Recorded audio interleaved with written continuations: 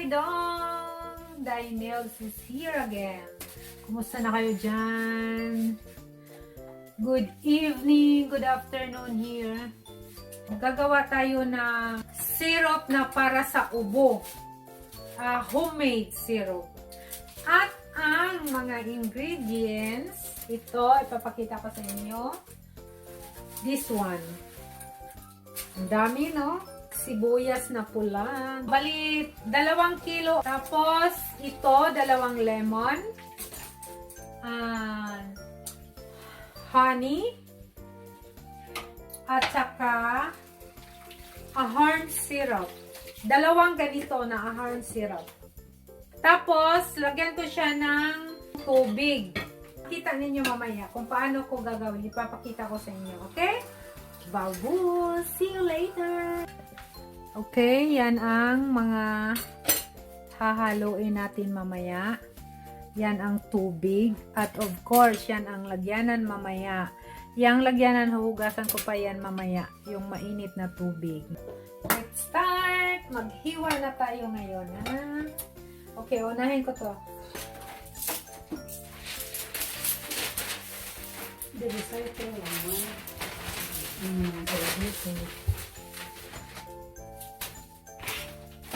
So, lagay natin dito ang basura natin sa newspaper.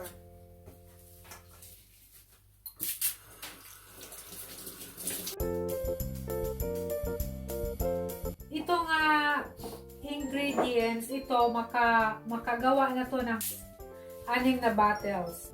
Ganitong size, 500 grams. Mga 6 na ganito ang magawa.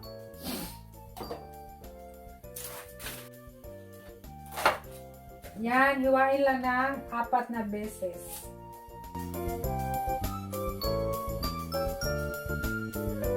Tapos na hiniwa ang onions. Ito yan lahat. Ito yung 2 kilos. Ngayon, i-press natin tong lemon.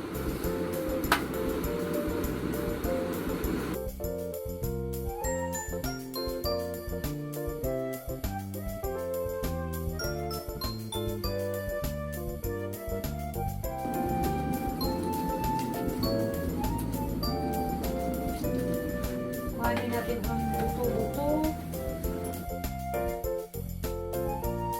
Ito yung mga ano ba yun? Yung bote. Oh. Lagyanan ng ano. So, lagyan ko siya ng mainit tubig. Tapos ko na tong nilinis. Ngayon, buhusan ko na siya ng mainit na tubig. Ito, ilagay ko siya dito.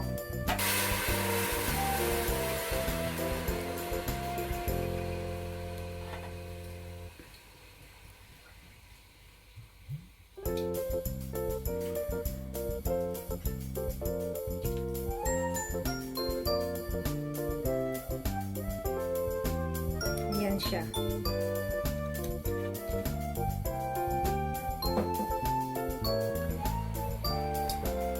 Yeah, it's time to lunod-lunod na. No, it's not lunod. Ilagay ko na to. Huwag mo ganyan. Talsik yan. Ikaw muna. Kamayin ko na lang kasi matalsik. Mapasok ako. Ano man yan? Syrup yan eh.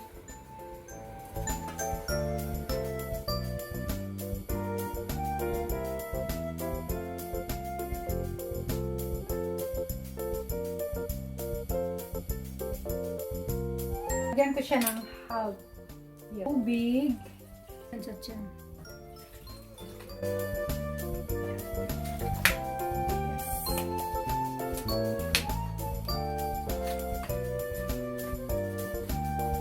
Takpan natin. Ayan na, tingnan nyo. Pakuluan natin siya hanggang lumambot siya.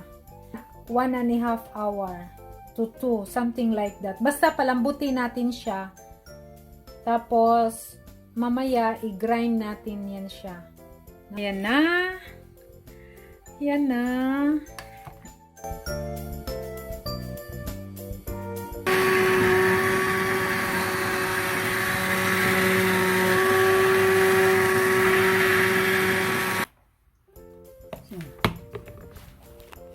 Ayan, okay na yan.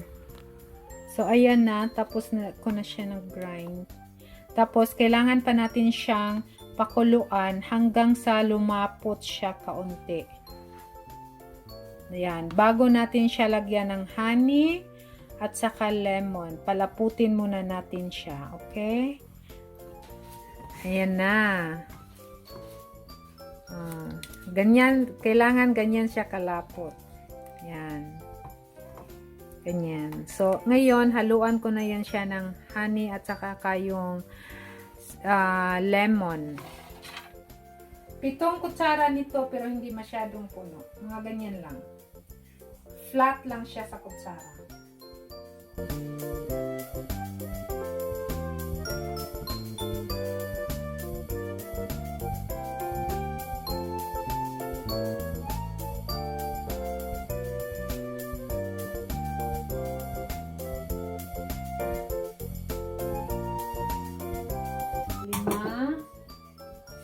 Dalawa na lang kulang.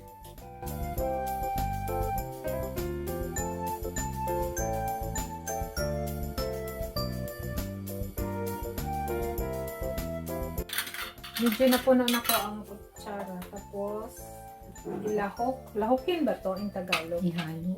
Ihalo. Okay. Halo-haloin. Halo-haloin. Halo-haloin. Tapos, ang juice. Wow, sarap ito.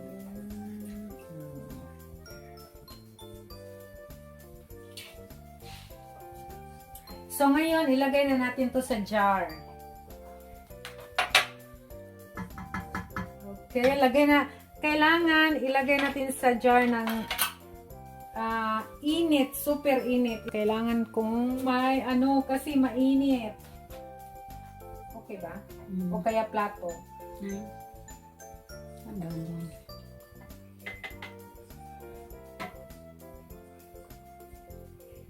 Mia.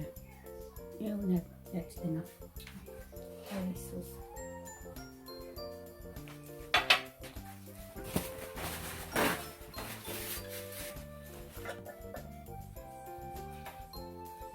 Ayan, tapos itaob.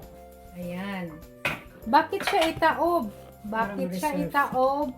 Para higupin niya yung takip at magiging masikip na siya. Para hindi siya daling masira.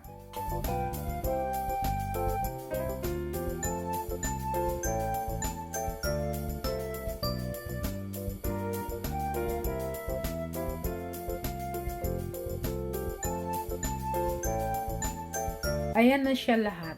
Pwede yan siya magstay for 6 months. Tapos, gamitin nyo yan siya araw-araw. Like, once a day. 1 kutsara. Tapos, alam mo yung palagi kayong ganon? Ayan, maganda yan dito. Okay, bye-bye. Don't forget to subscribe, like, and share. Bye-bye.